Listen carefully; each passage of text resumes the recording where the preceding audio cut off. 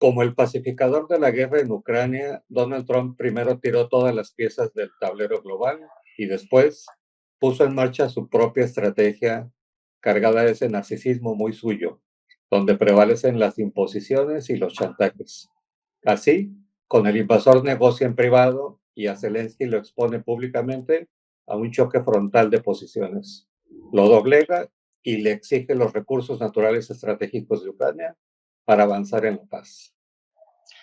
En la edición de hoy vamos a explorar cuáles son los escenarios geopolíticos a futuro del conflicto que impacta no solamente en Rusia y Ucrania, que ponen sus cuotas de muertos, desplazados, y que demandan un gasto militar multibillonario, sino que también termina sacudiendo al mundo en su totalidad.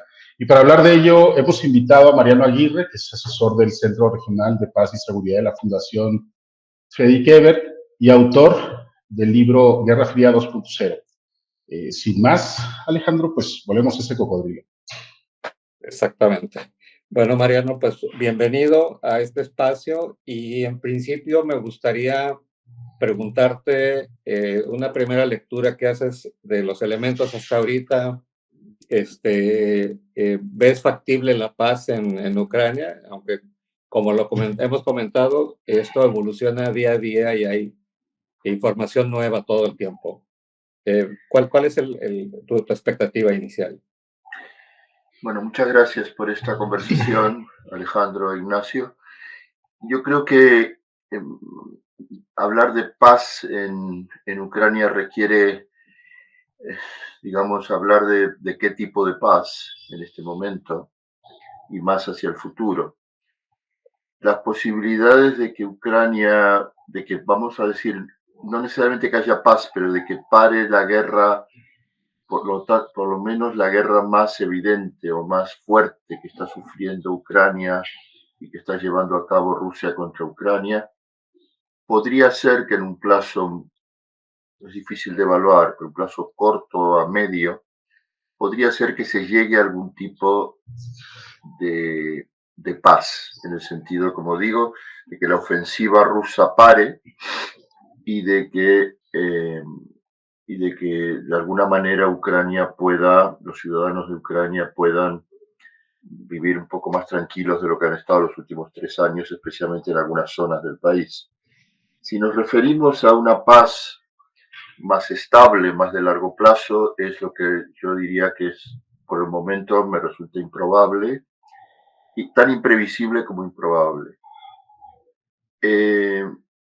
Porque yo creo que la única manera en que se pueda pensar en una paz estable en Ucrania sería a través de una negociación, mientras que no estamos ante una negociación, sino que estamos directamente ante una prácticamente imposición o intento por el momento de imposición de la presidencia de los Estados Unidos al presidente Zelensky de que acepte la paz en los términos que desde el principio de este conflicto, y cuando digo el principio del conflicto es desde antes incluso de la guerra que se inició hace 3 años, que Rusia ha estado planteando.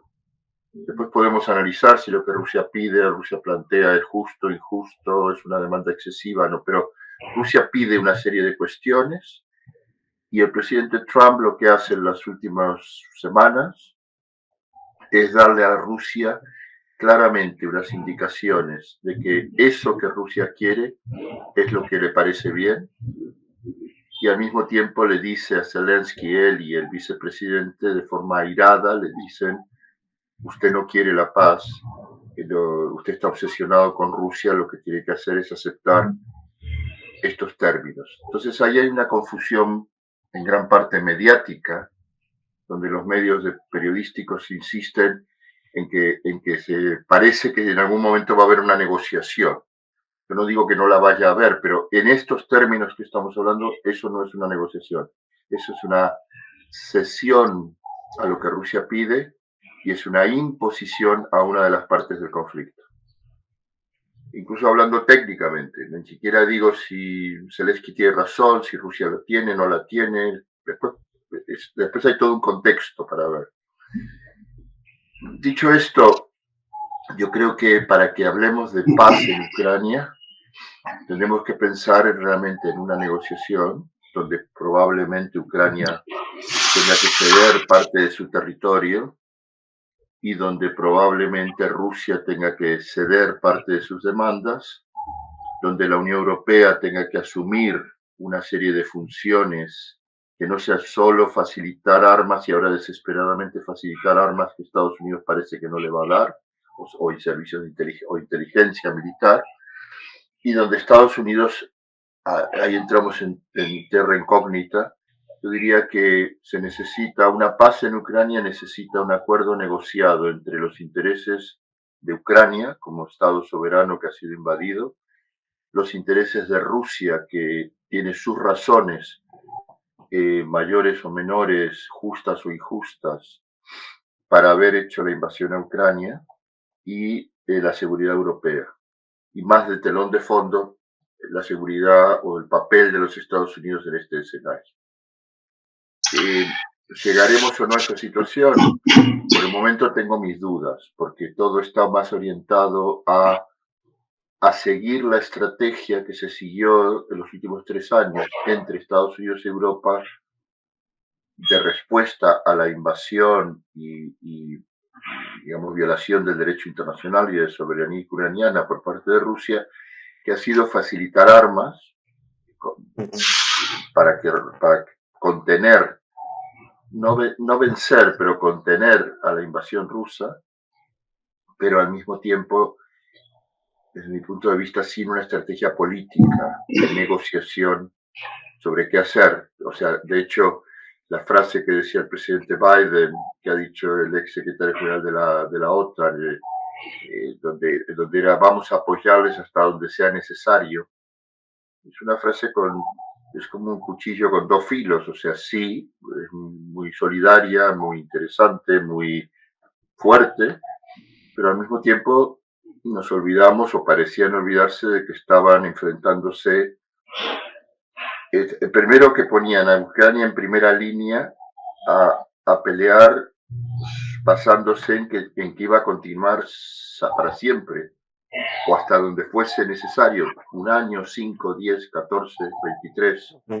iba a ser, Ucrania iba a recibir armas, iba a recibir apoyo de Europa y de los Estados Unidos. O sea, lo daban por hecho, cuando no se necesitaba ser muy perspicaz para saber que si Biden perdía las elecciones frente a Trump, los antecedentes eran más que suficientes para que Trump iba a hacer lo que está haciendo. Entonces, a eso le faltaba una pata, a esa mesa le faltaba una pata política. Y esa pata política no aparecía. Incluso no parecía que Estados Unidos o Europa, no es que Estados Unidos tuviera demasiado interés en negociar nada. Rusia tampoco. La posición rusa es un país gigante con armamento nuclear y con una capacidad de poder seguir reclutando soldados y reclutando población muy grande. No es un país con serios problemas de desarrollo, con serios problemas económicos, pero las sanciones sí le han hecho daño, pero hoy en día el sistema internacional es un sistema internacional que tiene precisamente todo el sistema neoliberal internacional, económico, financiero, permite que cuando un Estado como Rusia le sancionan, pues tiene muchas vías de escape para sacar el petróleo, para seguir vendiendo armas, para poder seguir comprando, y mucho más cuando China, además, aunque no ha manifestado entusiasmo con la guerra de Ucrania, sigue siendo un socio fuerte. Y por todas estas razones, yo creo que por delante puede ser que pare en algún momento, que haya algún tipo de alto el fuego, quizás algún tipo de eventualmente armisticio, dicen algunos analistas, estilo Corea, la guerra del Corea en 1950, que quede el país partido hasta donde sea, hasta cuando sea, pero de ahí a que haya paz en un sentido más profundo, tengo serias dudas. Ahora, centrándonos en la figura de Trump, predomina la idea de que estamos ante una figura irascible que opera en función de su megalomanía, pero también hay quien ve movimientos tácticos en su propósito por consolidar un nuevo orden, que en este caso sería tripolar. Pero, ¿cuál es tu lectura sobre esta lectura tan diametralmente opuesta que tiene la figura del presidente de los Estados Unidos? Bueno, yo creo que Trump juega, vamos a llamarle la administración Trump, y más allá incluso la coalición de diferentes intereses o grupos de interés, grupos ideológicos, personalidades, grupos económicos, personajes económicos como Elon Musk, que son económicos e ideológicos al mismo tiempo. Ahí hay una coalición, desde Steve Bannon,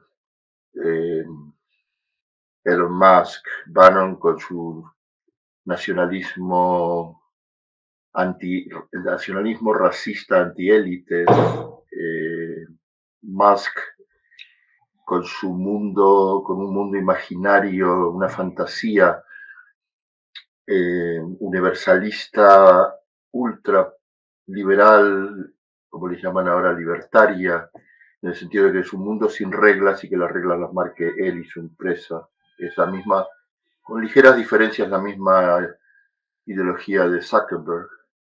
O sea, es esta ideología del Silicon Valley de proponemos que a través de Internet somos libres, comprándonos un Tesla que funciona solo, deja nuestras manos libres.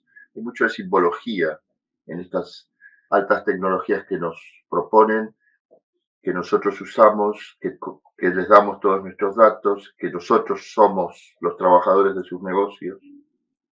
Y que ahora de pronto nos hemos despertado y nos hemos encontrado que hasta ayer soñábamos con comprarnos un Tesla y esta mañana hemos descubierto que el dueño de la fábrica de Tesla es un fascista moderno. Fascista de gorra, no tiene tanto interés en los desfiles militares estilo Hitler o Mussolini. Podemos discutir si es neofascismo, posfascismo, si es solo fascismo, si es autoritarismo, pero es grave, es serio y es represivo y es sumamente peligroso para la democracia y para los ciudadanos en general. Trump tiene, en este momento, él es la cabeza visible, o la más visible, digamos, de una coalición de intereses. Está lo que una investigadora de los Estados Unidos, Jennifer Mittelstadt, llama los soberanistas, que tienen su tradición de 100 años atrás en los Estados Unidos, que son imperialistas, que no quieren ningún tipo de cortapisa, no les gustan las Naciones Unidas, son soberanistas que empezaron al principio del siglo XX, de ahí la simbología de querer recuperar el canal de Panamá, pero que entre la Primera y Segunda Guerra Mundial, cuando se generan las bases y al final se crean a partir de los años 46, 47, 48 las Naciones Unidas, las instituciones internacionales de crédito, todo lo que de alguna manera desde la izquierda se ve, especialmente en el tema económico financiero, como instrumentos también neoimperialistas, aún así para los soberanistas, que son una parte de la coalición del trumpismo, son cortapisas. O sea, no quieren ni el Banco Mundial, ni el Fondo Monetario, no quieren las Naciones Unidas, no quieren la OTAN, lo cual, entre paréntesis, a la gente de izquierdas les o nos plantea un problema de conceptualización. O sea, Trump está en contra de cosas que hemos estado en contra nosotros. Pero que Trump esté en contra no quiere decir que necesariamente Trump sea progresista o que nosotros seamos de ultraderecha. Pero hay un tema que en otro momento podemos discutir, de concepto que nos lleva a acciones políticas que es necesario revisar. En esta coalición de nacionalistas racistas, soberanistas, universalistas, más o menos utópicos, ultra profundamente neoliberales, pero opuestos totalmente a cualquier tipo de norma comercial, de ahí es ese odio a la Unión Europea. Ahí es el enfrentamiento de Elon Musk con el gobierno de Lula da Silva en Brasil, cuando le quiso poner límites, y de hecho le ganó y le puso a que el ex Twitter, no pudiera transmitir mensajes de odio. De ahí es la confrontación actual de Musk, que ha arrastrado a Trump contra el gobierno sudafricano por haber sacado unas leyes de eventualmente hacer expropiaciones de tierras no usadas, que muchas de ellas pertenecen a la población blanca en Sudáfrica. Entonces los acusan de limpieza étnica en Sudáfrica. Yo creo que esta coalición nos genera, volviendo Ignacio a su pregunta, claro, genera problemas de concepto, de poder identificar, a ver qué es lo que quiere Trump. ¿Quiere realmente quedarse con Groenlandia, comprándola o invadiéndola militarmente? ¿Quiere quedarse con el canal de Panamá? ¿Quiere la paz en Ucrania o preferiría que ya lo que quiere es que Zelensky primero diga, vale, lo que usted quiera, presidente Trump, gracias además porque vamos a hacer lo que usted quiere y encima le tengo que dar las gracias, y luego le entregamos Ucrania a Rusia? Ahí es donde entra otro factor, que es Trump, bien sea por su psicopatología, que yo creo que la tiene, unida a su mito, pues yo creo que es un mito de que, porque él no lo es, de que ha sido siempre un gran empresario y de que parte de su política es ser agresivo de entrada. Entonces yo soy agresivo con ustedes dos, y cuando me van a entrevistar los insulto, les digo que si quieren que yo haga esta entrevista me tienen que pagar $20,000, y les amenazo incluso con algún tipo de amenaza, incluso casi física, y después negociamos y en una de esas la hago por nada. Trump es eso, es un bully, es un matón, pero ha vendido a muchos millones de los Estados Unidos les ha vendido varias historias, que Estados Unidos es un país que está siendo explotado por los europeos, que países del sur le toman el pelo, que no le respetan, y todas las frustraciones, muchas frustraciones económicas, sociales, producto especialmente, por sintetizarlo mucho, de décadas de políticas neoliberales que han precarizado no solo el trabajo, sino la vida de millones de personas en Estados Unidos, en Europa, en países del sur, pero especialmente en países del norte, donde había predictibilidad, era predecible lo que iba a pasar en mi generación, la siguiente y quizás la siguiente. Yo era un trabajador de la fábrica Ford u otra Chrysler u otra de coches en Estados Unidos. Tu padre quizás había trabajado, el hijo trabajaba, previsiblemente el hijo del hijo iba a trabajar, o había un crecimiento, que lo conocemos en las clases medias latinoamericanas, de mi padre fue inmigrante, su hijo tuvo una tienda que vendía algo, el tercero en la generación fue a la universidad y a partir de ahí hay ascenso social. Pero esto se ha ido al diablo, literalmente. Ese mundo predecible ahora es hiperpredecible para las élites, no para las clases medias. Clases medias les queda poquito de eso, por ejemplo en Latinoamérica. Y en Estados Unidos lo mismo, porque a la privatización, el neoliberalismo, la precarización de la vida, todo esto ha producido como dice en inglés, un backlash, o sea, es un boomerang. Por el otro lado, ha resucitado otras cuestiones que no son económicas, como es el racismo, como es el regreso a identidades religiosas ultraconservadoras, como es el rechazo cultural, vamos a llamarle, ideológico, cultural, religioso, a los cambios sociales que se han producido por lo que podríamos llamar la agenda liberal de los últimos 50 años. O sea, el cuestionamiento a la familia tradicional, cuestionamiento a la sexualidad tradicional, el cuestionamiento a las identidades masculinas y femeninas. Ahí es donde Trump arrasa y gana. el hombre que se siente frustrado porque ya no es el hombre proveedor a su familia, frente a que ha perdido su trabajo y al ascenso del feminismo. Ahí entra Trump. Las mujeres que se sienten atacadas en su maternidad porque ahora las parejas gays pueden tener hijos y parece que los gays masculinos y no las necesitan. Y ahí entra Trump. Entonces Trump aparece, él es el macho rodeado de rubias, de la escenografía que montan sus hijos, los trampitas. Y ahí es donde arrasa. ¿Cómo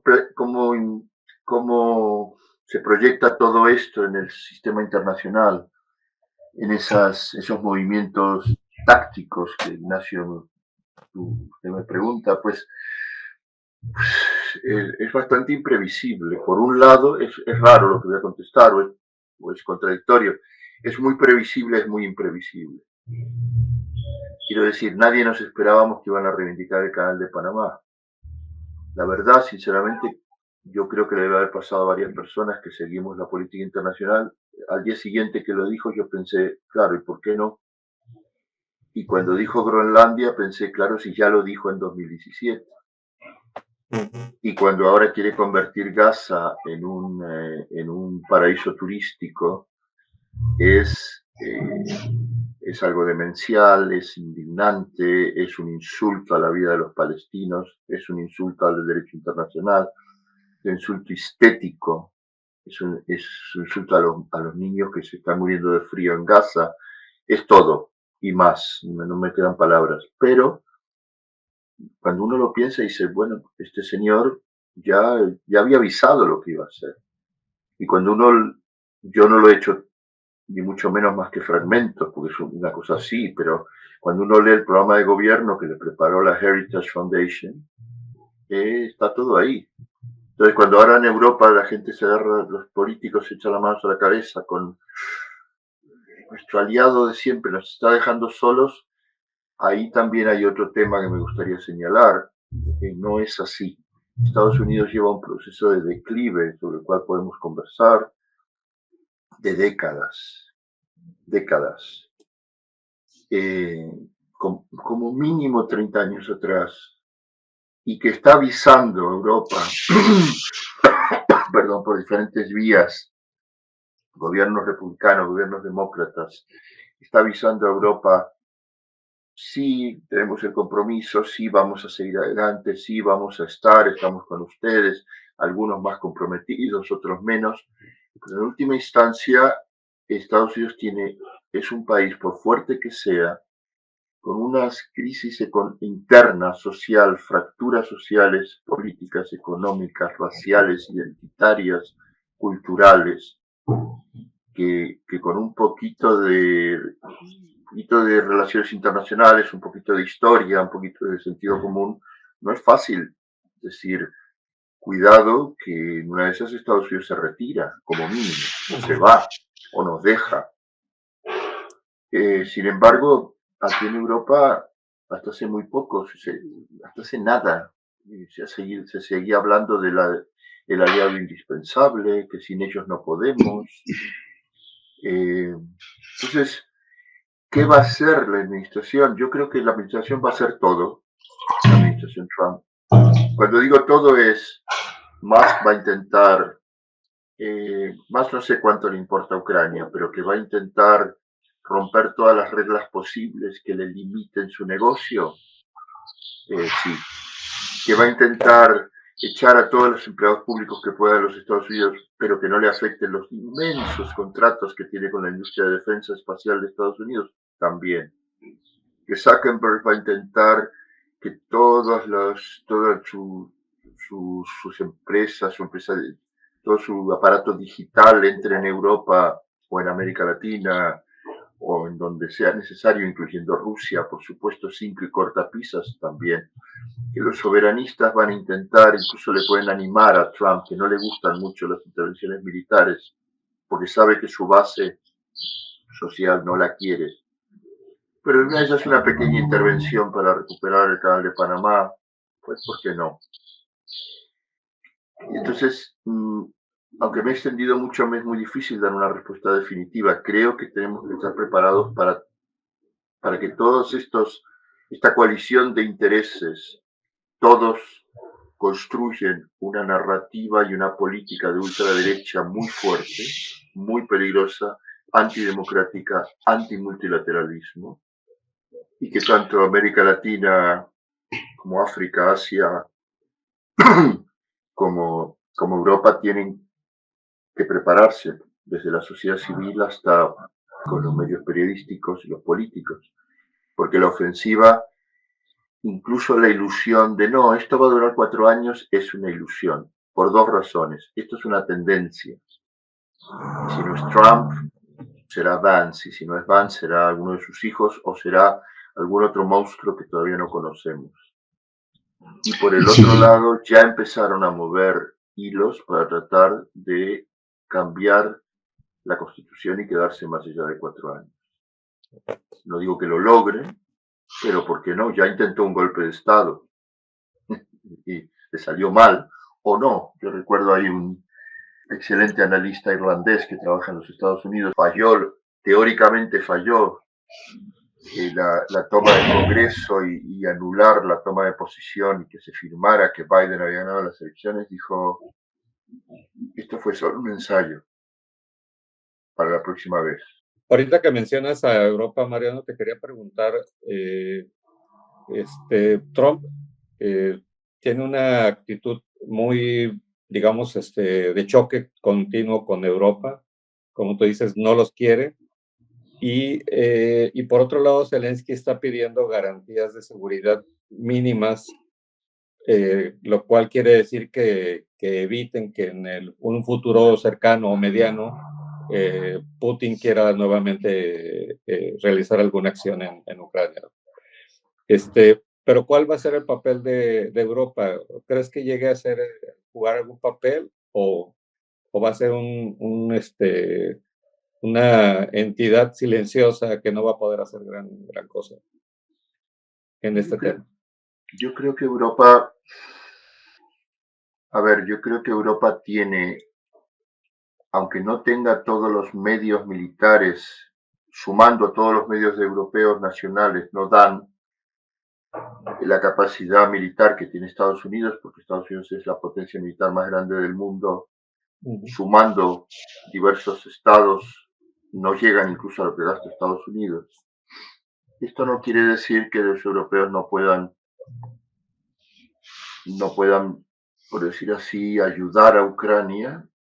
Quiero insistir en algo que dije al principio, que no creo que tenga que estar basado solo en darle más y más y más armas, como que es la línea y la tendencia en este momento, que además implica además fortalecer toda la industria militar europea, o lo cual lleva a otra cosa más perversa, que es, bueno, como no podemos fabricar tan rápido, los ciclos de defensa son muy largos, o sea, entre que un Estado piensa lo que quiere, lo define, tiene o no tiene la tecnología, consigue la tecnología, instala la fábrica, se instala las cadenas de montaje, aunque sea mucho más con lo que son tecnologías nuevas, puede llevar 10 años o 5 o más. Yo soy un experto en esto, pero esto no se produce en un día. No es una cosecha agraria de ahora tengo un campo, siembro algo y el año que viene salen naranjas. Entonces, Europa, sin embargo, sí creo que tiene capacidades militares. Macron habla mucho y luego mucho menos de lo que hace, de lo que luego hace, pero bueno, ha ofrecido sus armas nucleares. Gran Bretaña tiene armas nucleares, aunque no es miembro ahora de la Unión Europea, pero el gobierno laborista ha hecho un gesto muy inteligente de casi de ponerse de líder, líder desde atrás, como decía Obama en este tema de la cuestión europea ucraniana. Yo creo que sí que Europa puede tener un compromiso de seguridad interesante, pero para que eso funcione, la garantía de seguridad que se dé tiene que estar basada en un acuerdo político. O sea, tienen que sentarse Ucrania, Rusia, los europeos, ya tienen que sentarse y decir, y Estados Unidos si quiere y ver cómo quiere, porque si lo que quiere Trump es Putin y yo, los europeos fuera, y a Zelensky si lo imponemos, mal. Si los europeos permiten eso, que Zelensky lo permita puede ser entendible por la situación de debilidad que tiene, pero que los europeos lo permitan sería gravísimo. Parece que no lo van a permitir por el momento, hasta las noticias del día de hoy. Se tienen que sentar Rusia, lo que no hicieron hace 3 años cuando la invasión, lo tienen que hacer ahora. Tienen que sentarse y decir, a ver, la lista que tiene Rusia, las demandas de Zelensky, y nosotros los europeos, en el disfraz, formato, casco que le quieran poner. Somos la parte europea de la OTAN, somos el brazo armado de Europa, somos solamente Europa y sí, también tenemos armas. En el formato que sea, tiene que sentarse la Unión Europea, yo creo, con sus países, aunque no sean miembros, pero socios como Noruega, socio rico y armado, y sentarse y decir, bueno, vamos a negociar. ¿Qué tienen que negociar? Que sea miembro o no de la OTAN. Si se retira Rusia de todo el territorio del este y de Crimea o no. Y si no se retira, entonces, contando con las Naciones Unidas, ¿qué se va a hacer con esos territorios? ¿Van a quedar, va a haber un armisticio? ¿Se va a celebrar referéndums realmente válidos? ¿Se va a tener en cuenta, cosa que se menciona poco, que parte de la población ucraniana preferiría se siente rusa? O preferiría incluso que gane Rusia. O sea, predominantemente no es así, pero hay población en las zonas que tiene Rusia controladas donde algunos se sentían rusos y ahora los odian, pero otros, yo diría que hasta que sabemos poco incluso de eso, en general. Por lo tanto, yo creo que si Europa avanza por el terreno de decir apoyamos a Ucrania porque es un país soberano europeo que ha sido invadido. En segundo lugar, somos pragmáticos, somos vecinos de Rusia. Rusia es un país gigante con el que vamos a convivir siempre. O sea, no vamos a poder alejarlo del lado de Europa. Y con el que teníamos relaciones económicas muy fuertes hasta hace 3 años atrás. Entonces, vamos a hablar con Rusia. No es la primera vez que estados democráticos liberales hablan con dictadores.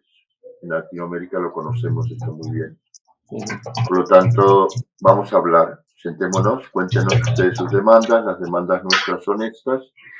Y a partir de ahí, yo creo que entran las garantías de seguridad.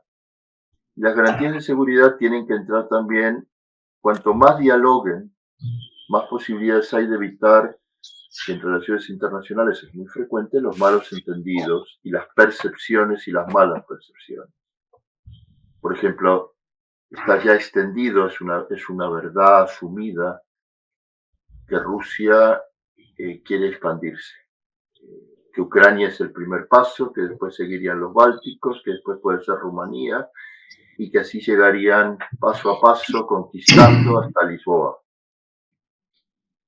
Y esto yo creo que va en contra del sentido común, por 2 razones. En primer lugar, porque yo creo que más allá de que haya ideólogos en Rusia que sí tienen esa idea, incluso que Putin por las noches sueñe con esa idea, al mismo tiempo, las posibilidades reales de que el ejército ruso, como lo ha demostrado en Ucrania, pudiese, vamos a suponer incluso que Estados Unidos se marche totalmente, pudiese entrar en Europa, arrasar como hizo, porque aquí hay un reflejo del pasado, arrasar como hizo en su día Hitler.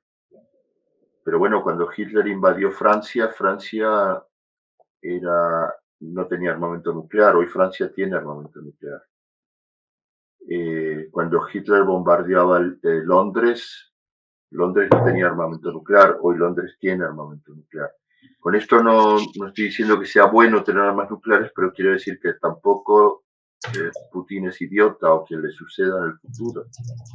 Quiero decir, Europa tiene una cierta capacidad de disuasión menor que Estados Unidos, sí, pero la tiene. ¿Quiere realmente Rusia arrasar y llegar hasta Lisboa? Pues alguna parte de los ideólogos rusos sí, incluso habrá militares que les gustaría. ¿Puede hacerlo? Tengo serias dudas. Serias dudas. ¿Quiere decir que porque quizás no puede hacerlo, quiere decir que Rusia es fiable? No, no quiere decir que sea fiable.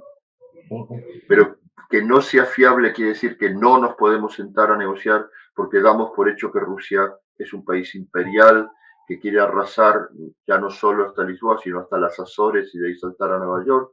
No. O sea, así como se habla con la dictadura de Arabia Saudí y se le rinde pleitesía, y así como en la época dura de la Guerra Fría, Estados Unidos negociaba con la antigua Unión Soviética y la Unión Soviética sí tenía un proyecto de expandir el comunismo por todo el mundo, pues yo creo que aquí no queda más remedio que sentarse y hablar. Y en ese sentido, ahí, en ese marco es cuando habría que hablar de garantías de seguridad. Y si Estados Unidos no las quiere dar, es Europa las que las tendrá que plantear. Pero mientras Europa siga como en estos días, solo diciendo defensa, aumentar los presupuestos, rearmarnos, no empiecen a trabajar incluso con la opinión pública, generando un debate público de cómo sería sentarse en una negociación con Rusia para defender a Ucrania, pienso que no creo que vamos por el mejor camino. Okay. Ahora, la revolución que se ha propuesto la administración Trump ha dinamitado la agenda verde, está cimentada en energías fósiles y en minerales de los que China y Rusia concentran más del 60% de las reservas existentes. Me refiero específicamente a las tierras raras. Ahora, la batalla, ya lo hablabas hace un momento, está puesta también en el espacio, en la conquista de Marte, así parece una utopía, pero ¿cuál es el escenario o los escenarios más factibles frente a este nuevo tablero geopolítico? Bueno, yo tengo la impresión que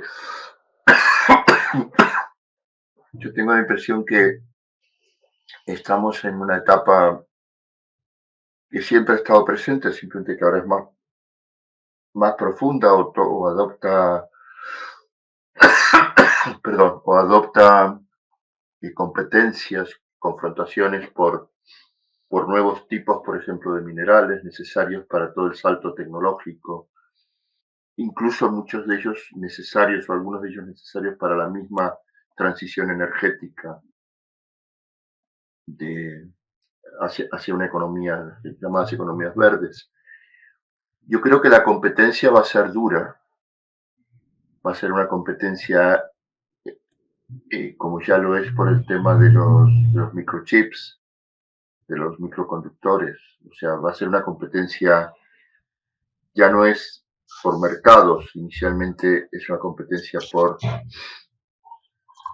acceso, capacidad propia o acceso a países que tengan la tecnología, como es el caso, por ejemplo, de Taiwán o de Corea del Sur. Es al mismo tiempo competencia por los minerales, como usted decía, Ignacio, que se precisan. Es competencia entre países, por ejemplo, del sur o otros más del norte, como el caso de Ucrania, compitiendo por otros por poder ofrecer mejores condiciones para sus minerales. Ahí yo creo que vamos a un mundo en el cual la competencia va a ser muy dura y donde enlaza con esa visión que hablábamos al principio, utópica, universalista sin reglas de Elon Musk, de Zuckerberg y de Silicon Valley. pero que mañana será, o hoy ya mismo será también de otros que no conocemos los nombres, en Rusia o en China, que es cuanto menos reglas mejor, y que predomine la fuerza, aunque no sea necesariamente la fuerza militar. Digamos, conocemos perfectamente que la tendencia a las intervenciones militares, el caso ucraniano ha sido casi una particular excepción dentro de un mundo en el cual las intervenciones militares por intereses económicos, imperiales o no imperiales, han disminuido mucho en las últimas décadas, porque hoy en día las multinacionales, los estados fuertes respecto a estados más débiles o menos fuertes, se controlan de otra forma, por mercados financieros, por los llamados los mercados, por las caídas o subidas del precio de la moneda, por el control que se ejerce desde la época postcolonial de los precios de las materias primas. Y básicamente porque hoy en día tenemos además el fenómeno de que llegan al poder líderes ultra autoritarios a través de procesos electorales, que no es un dato menor. Entonces, yo creo que sí, que vamos a un mundo de fuertes confrontaciones. Hay analistas que plantean que por estas confrontaciones se podría llegar incluso a guerras entre grandes potencias, especialmente entre China y Estados Unidos. Sinceramente no lo sé. Yo tengo la impresión que China es una potencia y sus ideólogos, que también tendrán sus diferentes visiones, son pragmáticos, tienen menos interés en ir, por ejemplo, a guerras que les afectarían a ellos económicamente, que afectarían a la economía mundial, que producirían desestabilización. Yo creo que China juega a una mezcla de estabilidad con ir ganando posiciones. De ahí, por ejemplo, que sean tan cautelosos, aunque enlaza con su ideología cuando era un país muy, muy marcado, en la época de Mao Zedong, etcétera, con la no injerencia en asuntos internos. Pero yo creo que ahí también hay una no injerencia pragmática. Hacemos negocios con todos, entramos y conquistamos mercados, entramos y conquistamos tierras para que poder alimentar y a nuestra población en el futuro, para poder controlar mercados, rutas comerciales. Lo que ha hecho Gran Bretaña cuando era el mayor imperio del mundo, lo que hizo el imperio francés, lo que hizo el colonialismo belga en su espacio, lo que hizo el colonialismo español, portugués, lo que ha hecho Estados Unidos y sigue haciendo toda vez que puede. Eso no es novedad. Lo que pasa es que creo que el elemento bélico, tengo la sensación hasta donde conozco el tema, que no es tampoco tanto, que China no tiene un interés o no tiene ese impulso guerrero, por ejemplo, que en algunos momentos tiene Estados Unidos, que hasta Trump le sale cuando dice, queremos Groenlandia y los vamos a hacer ricos a los groenlandeses, pero si no la quieren, la conquistaremos como sea. No digo que China no lo llegaría a hacer en algún momento. Por el momento, los datos no indican que esa sea su política, excepto en el caso de Taiwán. Y aún así, analizando el caso de Taiwán, es muy cautelosa la política china, es muy demostrar su poderío militar y amenazar y decir incluso que para el 20, no recuerdo, 30 o 40, Taiwán será de China. Sí, bueno, es una forma de hacer política también, como cuando Trump dice el canal de Panamá va a ser nuestro, sea como sea. Pero no veo los datos que indiquen que China le interesaría más una guerra, aunque fuera de 2 semanas o de una, con los Estados Unidos, que dejar que Estados Unidos avance en su propia crisis y China ir tomando posiciones, como hacen Naciones Unidas, como hacen organizaciones multilaterales, como hace dentro de los BRICS, como hacen sus diferentes posicionamientos en países del sur. Creo que es una política bastante más sabia. Mariano Aguirre, asesor del Centro Regional de Paz y Seguridad de Fundación Frederick Ebert y autor de Guerra Fría 2.0. Te agradecemos mucho, Mariano, que hayas estado con nosotros y esperamos tenerte